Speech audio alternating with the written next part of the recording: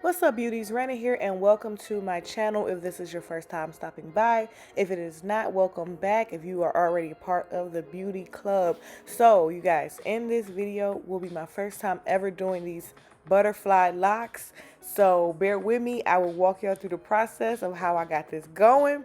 But, as you already know, you want to start off with some washed hair. Make sure it's clean. And you saw me spraying some spray on there, basically like a moisturizer for the hair. So I did that so that way we are not braiding dry hair. And then we are going to go in and make sure that you get your first row. Make sure that the parts are as straight as possible because everything needs to be tuned in together. I do want to mention again, this was my very first time doing these locks. So if you see me doing something and you're like, why is she doing it like that? Or she should do it this way. Trust me, eventually I figured it out. But we are going to keep it moving. So because these are just going to be the medium size that you saw in the beginning, I usually just do the parting, which is 4 in the very first row. And then I move forward from there. So for the parting, this really isn't anything new or different that I do as far as any other locks that I do or braids or anything like that. So this part was not, difficult at all. This was normal for me. But you do want to start off with, parting the hair, and then each section you are going to braid their hair. Now, I probably wouldn't recommend this for, somebody with shorter hair. I would say at least 3 inches. I would say if their hair is any shorter than that, then you may want to add some hair to it just so it can be a little bit stronger underneath the lock. But I wouldn't recommend braiding anything less than about 3 inches. So hers was fine because they didn't slip out or anything, but I wouldn't go any shorter than that. But each part you want to just go across the row and then braid each parting.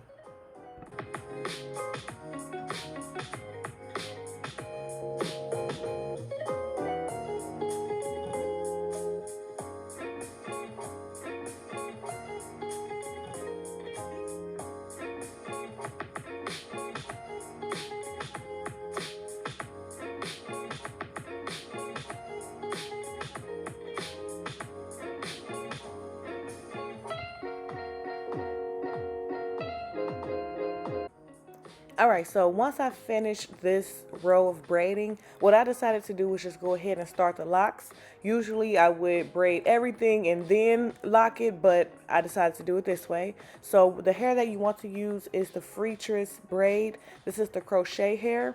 So that way it has like the little hooks at the beginning and then at the top, I should say, and then they can pick whatever color. I will tell you, it needs to be water wave, and make sure you have 22 inches, not the 12.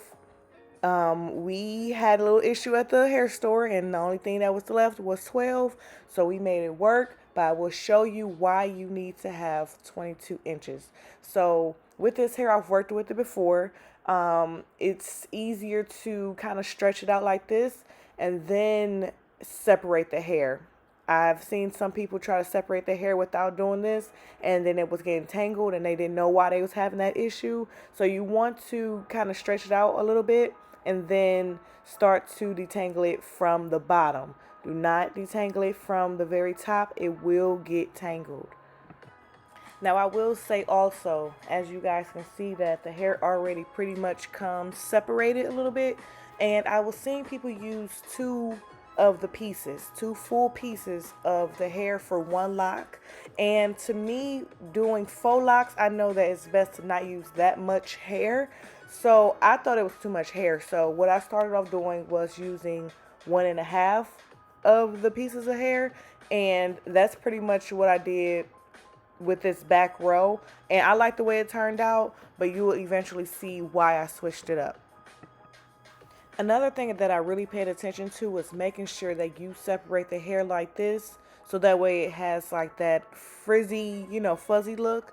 Do that as much as possible in your hands before you even begin your lock, because you don't want to start the lock and then now you're trying to separate the hair even more. You will see me doing that because I was not doing that enough before I even started the lock. So you want to make sure you do that first. Just please do that before. And then, of course, you already know with this method you need a crocheting needle. That is nothing new.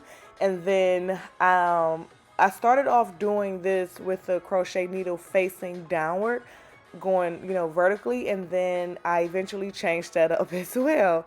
So, just so you guys know, like I said, this was really a learning process. This was my first time experiencing this type of hairstyle. So, that is the reason why you'll see me doing some things at the beginning, but you won't see me doing it at the end, and just things like that. So we already know how this works. You put it through, you put the hair on the hook, pull the hair through the braid, blah, blah, blah. We already know this part.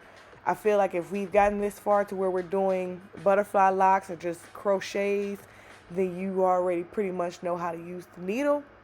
So that is what we're doing at this part. Now I will say this very moment right here, y'all, I didn't know what to do as far as like how to measure it, because I knew where she wanted it to stop, the length, but I was overthinking it, y'all. I was overthinking it. Even on this part right here, I started twisting. I don't even twist that way. So I can't even tell you why I was twisting that way.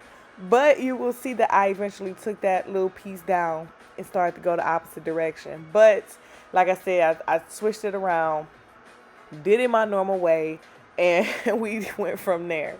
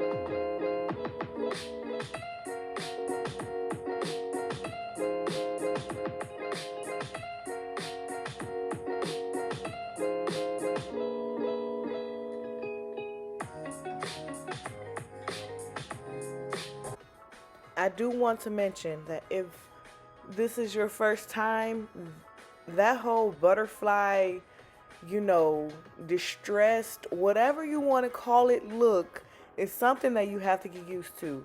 You can see I'm playing this in regular speed, and you see how like I'm trying to really figure this out because that was my first time ever doing something like that. And I don't know if maybe because I don't have nails, maybe if I had maybe a little longer nail, it would have been easier for me. But at the same time, I still could not figure out how to keep those pieces like staying out because after I wrapped it back around, after I put my thumb there, then it went away. But at the same time, I will say this because I do faux locks.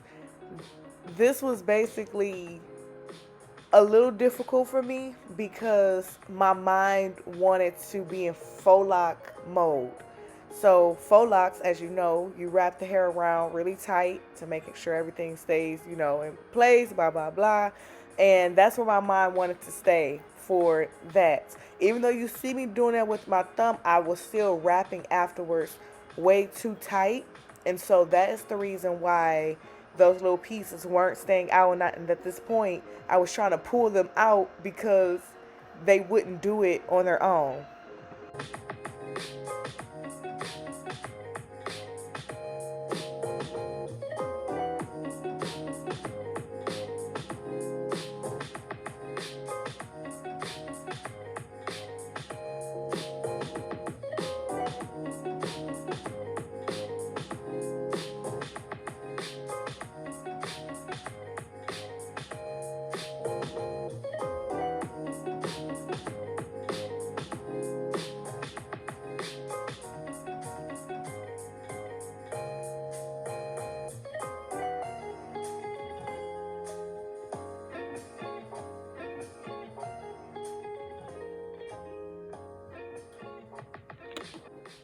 All right, so coming up on this part is when we were getting to the end. I already knew where she wanted her locks to stop, so we pretty much already measured that out. And then once you get to the end, it's really, really simple. You just want to kind of flip it back around, like flip it through your finger, and you can see it right there.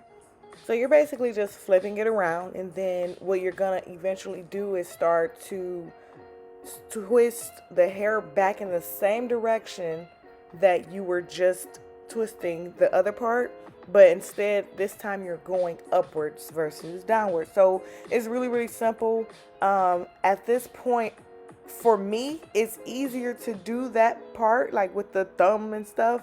It's easier for me to do that going upwards.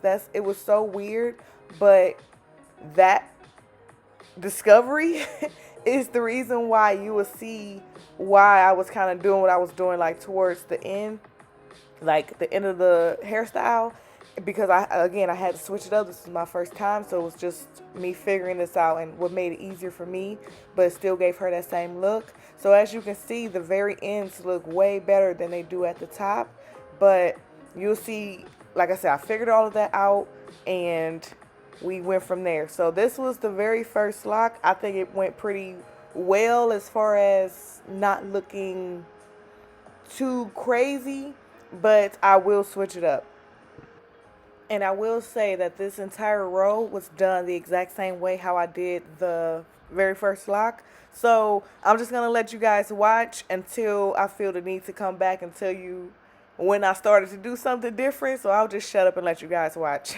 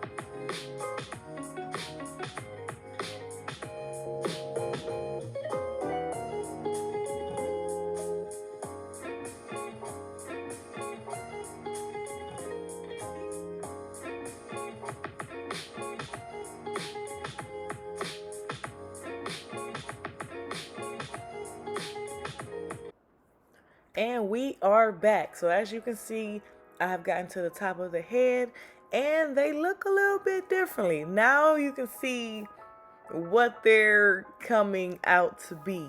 So you would notice that the back was a little different, but once I got towards the top, I had to really envision it and see exactly how that would possibly look if I did all of them that tight. So I realized, okay, it's time to switch some stuff up. So what I did was I went back in with some of them and put more hair, just like another piece. And I separated it the same way.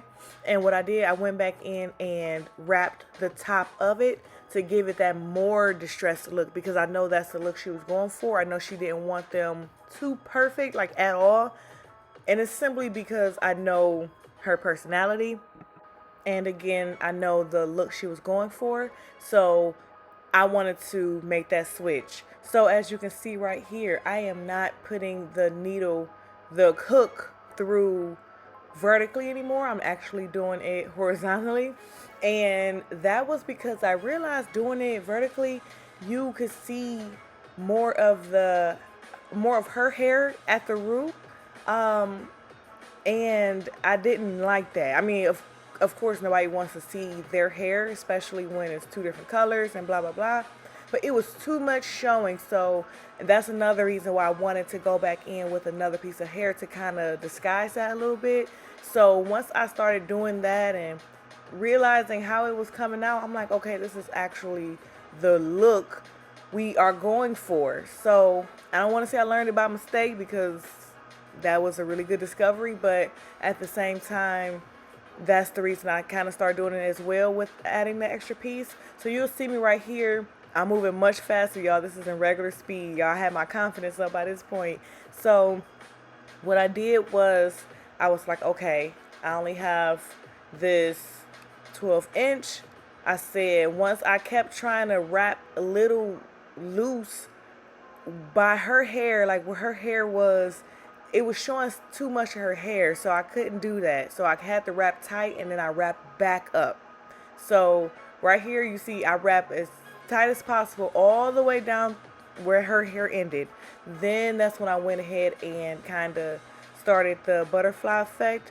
And this part right here, I just twisted all the way, because it was like a bob. So I twisted all the way to the bottom and make sure that those locks at the top were longer and went all the way down to the bottom, because I didn't want it to have layers. So I did it like that, and pretty much everything was going smoothly. So we are gonna just flip this back around. We're gonna do the butterfly effect going back upwards. And then what I'm going to do, like I said before, is grab another smaller piece, not as big, but grab a smaller piece. And then that's when I'm going to start at the top and work my way back down. So that way she can still have that same effect. But unfortunately, I couldn't do it all within the same lock. Now, if you had 22 inches, you would not have to do that, because you'll be able to, where I stopped right here, you'll be able to just keep on going up, and then that's it. So these took a little bit longer to do, just because I did have to grab the extra piece, and that would not be necessary if I had the length that I needed to start off with. So you see right here, you see the piece is not as big, and so I'm gonna go in with that and pretty much go in the normal way. It's just now, because I do have that secured lock underneath, I am not gonna do this lock tight at all. And again, once I got up here, that butterfly effect was easy breezy at this point. I'm really not sure if I mentioned it too much at the beginning. I'm really not sure. But for that effect, that butterfly effect with the thumb and whatnot, you do not want to twist too tight. I know I said I twisted tight because I was in like regular faux lock mode, but even still, you are low-key just wrapping that hair around, but still keeping it neat, so it's not just hair falling all over the place. But at the same time, you still want to just kind of do it like carefree almost. So you'll see just right there, I was still doing it too tight, and I went back and undid it because I needed to you know, loosen up the grip a little bit. So as you can see, I'm doing it faster and I'm doing it more loose. And so basically what you want to do in this case, if you have 12 inches, I'm not telling you get 12 inches, but if you have the same issue we had, then this is something you may want to do. Is once you get your second piece, then once you start wrapping down, that's when you want to wrap on top of the piece that you ended off at the bottom. So that very first piece you started with, where you wrapped it tight and then you got to the bottom and it became more loose, make sure you wrap all the way down to where it is loose. So that way it is not, when I say loose, I mean the actual butterfly effect. Make sure you do not stop anywhere above that, because you don't want it to be a separation. You know, you don't want it to look like that one lock is two different pieces. So you really want it to just kind of flow together. So if in the case you do have this issue, do it like that and it'll make everything much easier.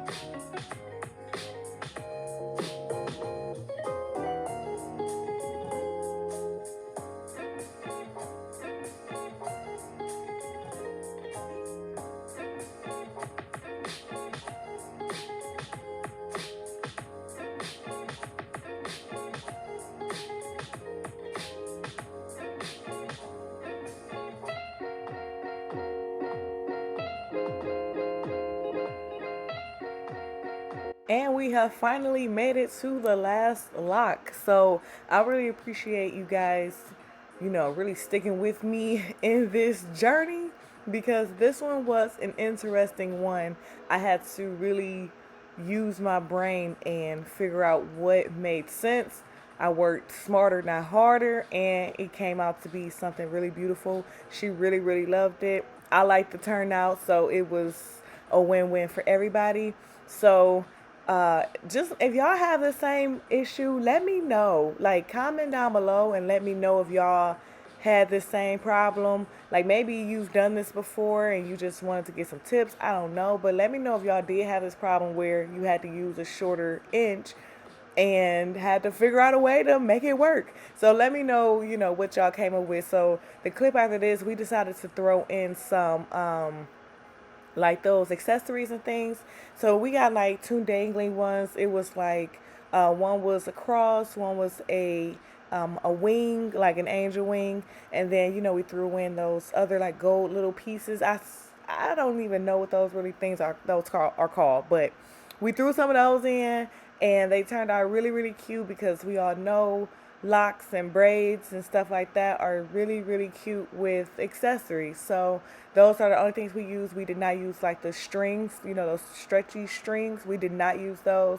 I didn't want to mess up anything. I didn't really think that went with this look, so I didn't put those in there. So I just did those few accessories, and it turned out really really cute. And again, if you guys made it to the end of this video, I really appreciate y'all sticking with me because I am still a learning hairstylist. I don't know it all, and I'm just simply doing my job, serving my purpose, and trying to keep up with these trends because they change in once a month. So I'm just trying to make sure that I'm, sticking with the times. So yeah, you guys, if you have any questions or anything like that, I would try my best to answer them for this specific one because Lord knows I still got questions.